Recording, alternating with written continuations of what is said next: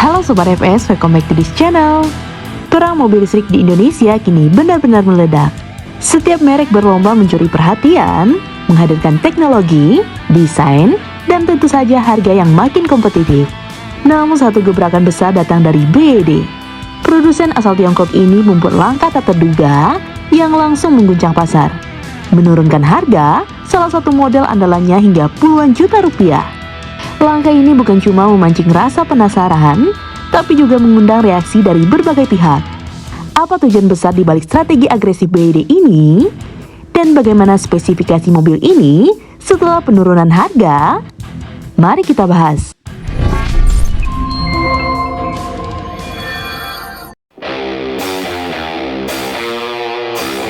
Masuknya BYD ke pasar otomotif Indonesia membawa nuansa baru dalam persaingan mobil listrik.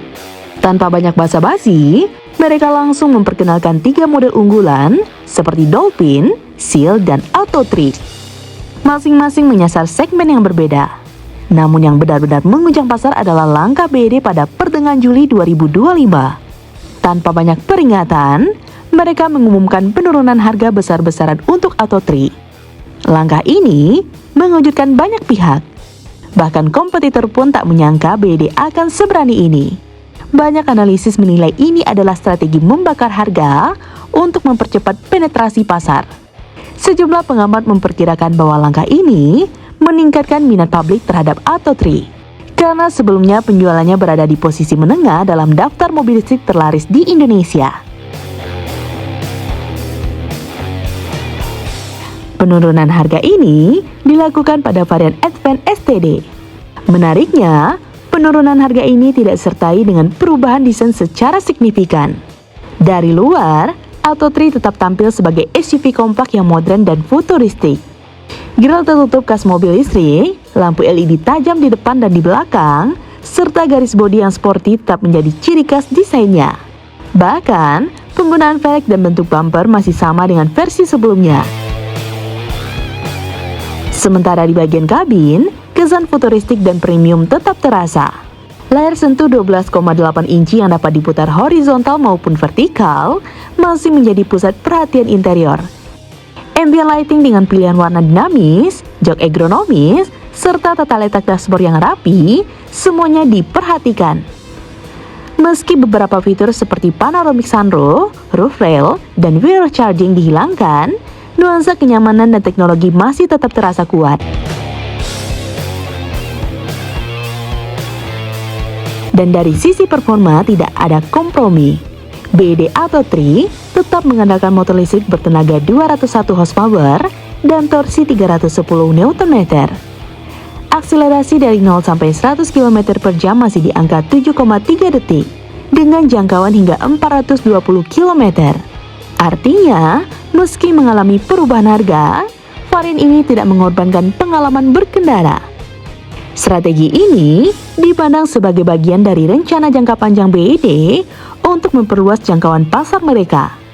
Dengan menghadirkan produk dengan harga yang lebih bersaing, namun tetap memiliki kualitas dan performa unggulan, BYD mencoba menjaring segmen konsumen yang lebih luas. Lantas berapa harga varian ini?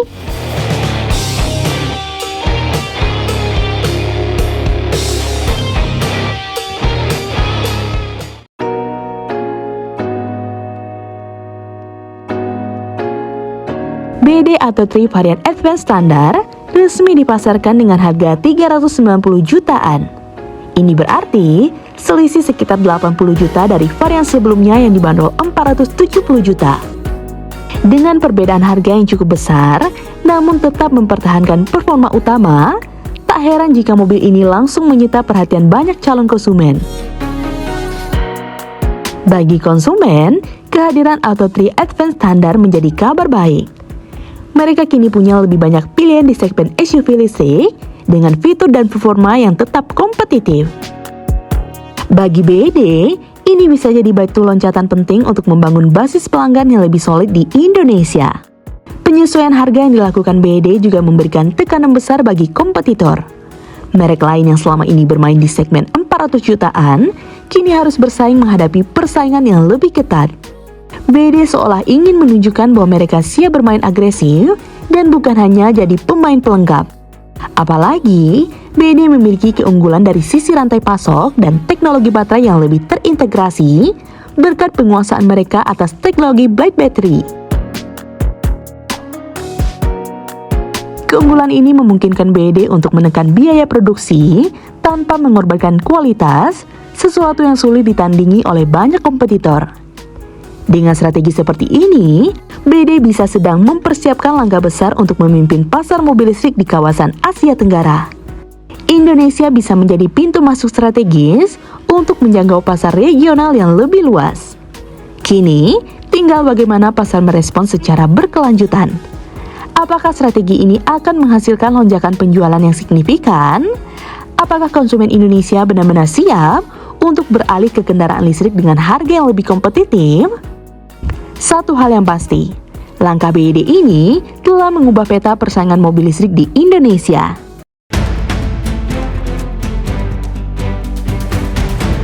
Langkah agresif BYD dengan menghadirkan Auto 3 Advance standar di harga yang lebih kompetitif bukan hanya sekedar strategi pemasaran, tapi juga sinyal kuat akan arah transformasi industri otomotif Indonesia. Mereka tidak sekedar menawarkan kendaraan, tetapi turut membentuk ekosistem, mendorong kesiapan pasar, bahkan membuka potensi kerjasama dan industrialisasi ke depan. Di tengah gencarnya dorongan menuju elektrifikasi, kehadiran produk seperti Auto 3 menjadi pemicu penting dalam mempercepat adopsi EV, terutama di segmen menengah.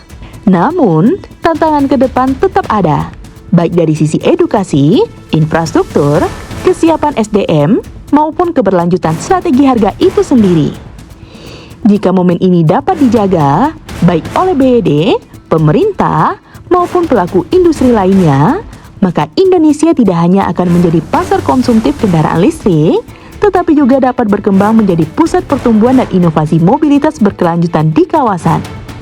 Dan Auto 3 mungkin akan dikenal sebagai salah satu pemicu gelombang perubahan tersebut. Nah, gimana menurut sobat? Tulis di kolom komentar ya. Jika sobat suka dengan video ini, like dan share ya sobat. Sampai ketemu lagi di fakta seru selanjutnya. See you!